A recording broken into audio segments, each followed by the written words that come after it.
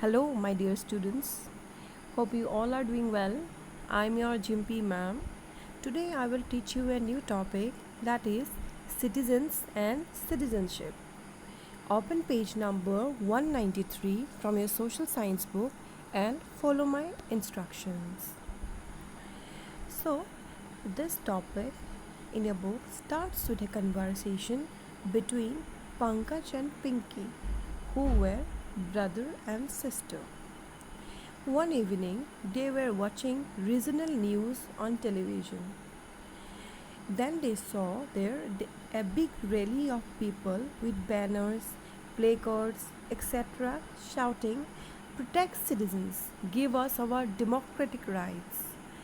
पिंकी और पंकज एक दिन बैठ के टीवी देख रहे थे। तो वो लोग टीवी देखने का टाइम वो लोग देखते हैं कि बहुत सारे लोग रैली कर रहे हैं और वो लोग सिटीजन्स प्रोटेक्शन ऑफ सिटीजन्स के बारे में वो लोग डिमांड कर रहे थे to protect citizens protect and give their democratic rights. Then Pinky पूछती है अपने भैया को, भैया व्हाट इज़ सिटीजन। पिंकी को नहीं पता था, जबकि वो छोटी थी उसको पता नहीं था सिटीजन्स क्या है। तो पिंकी अपना भैया से सिटीजन्स का मीनिंग पूछते हैं।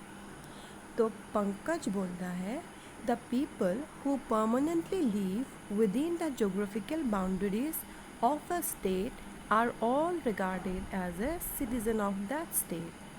अर्थात जो पीपल एक परमानेंटली एक जगह में रहता है, एक जोग्राफिकल एरिया के अंदर में रहता है, उस जैसे कि हम लोग, आप लोग, आपके मम्मी पापा, हम लोग सभी लोग इंडिया के, हम लोग एक इंडिया के बाउंड्री में रहते हैं, इंडिया के जोग्राफिकल बाउंड्रीज़ के में रहते हैं, तो हम लोग इंडियन सिटीजन्स हैं।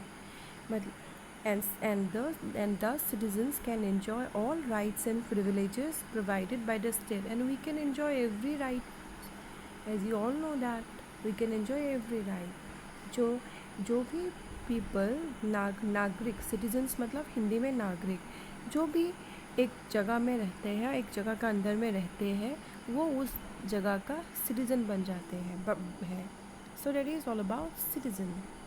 तब पिंकी पूछती है अपने भैया पंकज से, then brother what is foreigner. तो पंकज ये बोलते हैं कि the citizen of a country living for a long time in another country are called foreigners. अर्थात एक सिटीज़न अगर एक दूसरा कंट्री में बहुत लंबा समय तक रुकता है, उनको फॉरेनर्स कहते हैं। देन पिंकी पूछती है, भैया do you know any foreigner, आप किसी फॉरेनर को जानते हो। पंकज बोलते हैं, हाँ हम लोग के दादाजी पहचानते हैं। ऐसे वो लोग आए थे, बहुत ब्रिटिशर के टाइम में ही आए थे, तो हमारे दादाजी पहचानते हैं उनको। तो उनका ब्रिटिशर का कोई होगा जो हमें रह गए होंगे इंडिया, तो ऐसा कोई है जो पहचानते हैं, जो इंडिया का एक्चुअली नहीं है, बाहर का है। तो उनका नाम था जॉर्ज एंडरसन और उनके वाइफ का नाम एंजेलिना, और उनके 2 बच्चे, एक Mary and the other one is Bikki. तो मैं पहचानता हूँ। तो पिंकी पूछती है, तो भैया फॉरेनर और इन सिटीजन्स का डिफरेंस क्या है, what is the difference between citizen and a foreigner. तो पंकज बोलता है, a citizen can enjoy both municipal and political right of the country. अर्थात एक सिटीज़न म्यूनिसिपल राइट और पॉलिटिकल राइट, 2 राइट वो लोग इन्जॉय कर सकते हैं। याद रखिएगा, म्यूनिसिपल और पॉलिटिकल राइट दोनों एन्जॉय कर सकते हैं, but A foreigner can only enjoy the municipal rights. Municipal right, the meaning of municipal rights means you see, you have the right to like education, like अगर आप foreign, अगर कोई भी चले, आप लोग कहीं भी चले, या अमेरिका का आदमी, यूएसए का आदमी यहाँ आता है, तो उसको पढ़ने को चांस मिलेगा, that is a municipal right. उसको रास्ता में वॉक करने को चांस मिलेगा, जैसे कि हम लोग को भी मिलता है, एजुकेशन हम लोग को भी मिलता है, हम लोग को तो मिल रहा है because we are citizens of India. So those are municipal rights. Education का चांस मिलना, इम्पार्ट करने में, एजुकेशन इम्पार्ट करने में. Number second is roads use करने में. We can use electricity. Even the foreigners जो भी बाहर से आते हैं वो लोग ऑब्वियसली यूज़ कर सकते हैं इलेक्ट्रिसिटी, पानी का फैसिलिटी, जो बेसिक फैसिलिटीज़ होता है वो लोग सब कर सकते हैं. एजुकेशन, वो लोग कुछ आगे जॉब भी कर सकते हैं यहाँ पे. So those are municipal rights. But one thing is different is that they do not have the political right. अभी political right मतलब voting right. This only Indian citizen have this right, voting right. अगर आपके mummy papa, मेरे mummy papa, हम लोग vote कर सकते हैं, लेकिन अगर मैं बाहर का होती तो मैं वोट नहीं कर पाती. दिस वोटिंग जो है, वोटिंग सिर्फ इन जो सिटीज़न वो देश का है वो ही कर सकता है.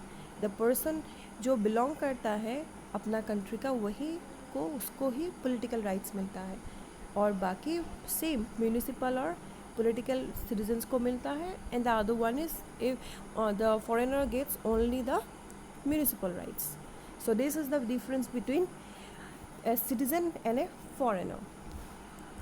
इसके बाद अब पिंकी पूछती है, भैया तो जो ये एंडरसन और एंजेलिना है ये लोग क्या है एक्चुअली. ये लोग को पता चल गया ये लोग फॉरेनर हैं, लेकिन ये लोग को हम लोग क्या बोलेंगे. तो ये तो पंकज बोलता है यस, अगर ये लोग तो बहुत साल यहाँ रुके हैं, वो लोग क्या इंडिया का सिटीज़न बन सकते हैं. तो पंकज बोलता है यस. तो क्या क्या ऐसा मीन्स है इंडिया का सिटीजन, इंडियन बनना या इंडियन का सिटीजनशिप पाना. Number 1 bye registration. जैसे कि अभी एंडरसन और एंजेलिना वो लोग फॉरेनर है, लेकिन by registering their names they can be a citizen of India. Point number 2, मतलब वो लोग अगर अप्लाई करेगा, if they register themselves, they can be citizen of India because they have lived in India for a very long time. Point number 2, by naturalization. If a foreign national denounces the citizenship of his own country and shows respect and allegiance to India and starts living permanently in the country, such a person can be citizen of our country by the system of naturalization. अगर कोई भी बाहर का आदमी India का rules and regulations मानता है and he want to be citizens, he permanently यहाँ रह जाता है, and he can be citizen of our country by the process of naturalization. Point number 3 is by birth. By birth is, अभी देखिए मैंने बोला था एंडरसन के बारे में और एंजेलिना के बारे में. एंडरसन के जो दो बेटा बेटी मैरी और बिकी, ये लोग का जन्म यही हुआ था, इंडिया में हुआ था, लेकिन इनका मम्मी पापा यूके के थे नो डाउट, लेकिन ये लोग का जन्म यहाँ हुआ है, तो ये लोग का बर्थ यहाँ, तो वो लोग सिटीज़न बन जाएंगे इंडिया के. Point number 4, bye decent. ये क्या है, अगर किसी का जन्म फॉरेन कंट्री में होता है लेकिन इसका मम्मी पापा का जन्म यही इंडिया में हो, मतलब इंडिया में हुआ था, तो वो भी सिटीज़न बन सकता है इंडिया का. Point number 5, by incorporation of territory. It means if an area is incorporated to India, मतलब कोई भी अगर जगह, ये जो मैप मैंने ऑलरेडी ड्रॉ कर दिया है, यहाँ का ये जो मैप है, ये जो सिक्किम है, यहाँ पे सिक्किम है. Okay, Sikkim was not a part of India earlier. Before 1971 ये इंडिया का पार्ट नहीं था, लेकिन आफ्टर 1975 ये इंडिया में घुस गया है, अभी इंडियन स्टेट बन गया है सिक्किम.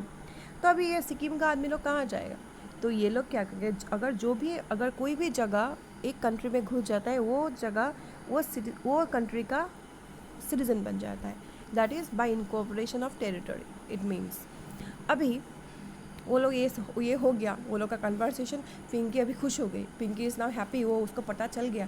तो नेक्स्ट वो पूछती है, भैया अभी क्या सिटीजनशिप लॉस हो सकता है. तो भैया ने बोला हाँ, क्यों नहीं हो सकता है. कैसे हो सकता है, हम लोग ये पढ़ेंगे अभी. These are the 5 reasons. So point number 1 is escape from the army. ये तो पॉइंट बढ़िया आप लोग समझे हो अभी, अगर कोई भाग जाता है आर्मी से.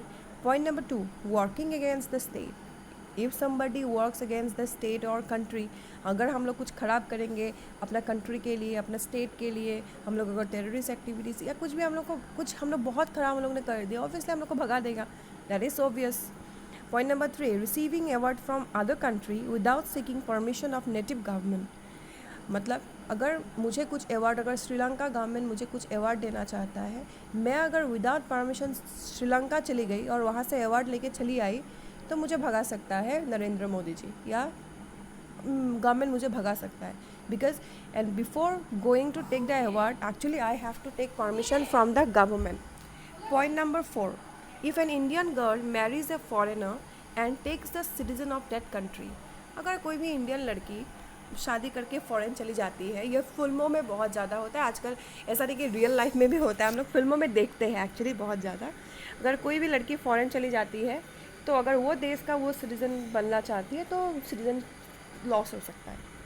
Point number 5 is very simple. If a citizen is absent from India for a long time, अगर कोई भी बहुत ज़्यादा लंबा यहाँ नहीं रहता है, तो उनसे भी सिटीजनशिप ले सकता है. Is it okay? These are the 5 points. How one can lose their citizenship. So that's it for today. Thank you.